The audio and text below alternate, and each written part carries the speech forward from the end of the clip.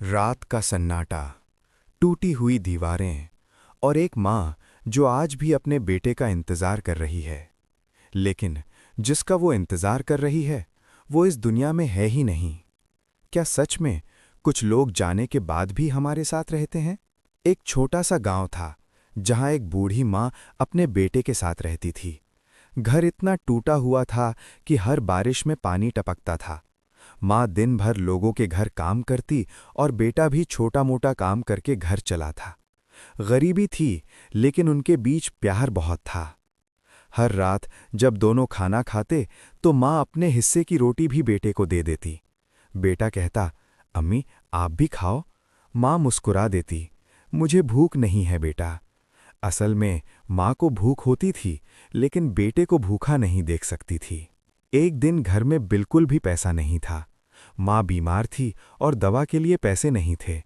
तब बेटे ने कहा, अम्मी आज मैं दूर शहर जाऊंगा, काम करूंगा और पैसे लेकर आऊंगा। माँ डर गई, लेकिन उसने दुआ दी, अल्लाह तुझे हिफाजत में रखे। वो बेटा उम्मीदों के साथ घर से निकला, लेकिन रास्ते में एक हादसा हो गया। लोगों ने कहा वो अब इस दुनिया में नहीं रहा। पूरा गांव रो पड़ा, लेकिन सबसे ज्यादा उसकी माँ टूटी। माँ ने ये बात मानने से इनकार कर दिया। वो रोज दरवाजे पर बैठती और कहती, मेरा बेटा आएगा। हर रात वो एक रोटी बनाती, आधी खुद खाती, आधी बेटे के लिए रख देती, लेकिन वो रोटी हर सुबह वैसी ही मिलती। एक रात लालटेन की हल्की रोशनी में दीवार पर एक परछाई बनी। वो बिल्कुल उसके बेटे जैसी थी। माँ मुस्कुराई, मुझे पता था तू आएगा। वो उस परछाई से बातें करने लगी, जैसे उसका बेटा सच में सामने हो। लेकिन सच क्या था? वो परछाई सिर्फ एक धोखा थी।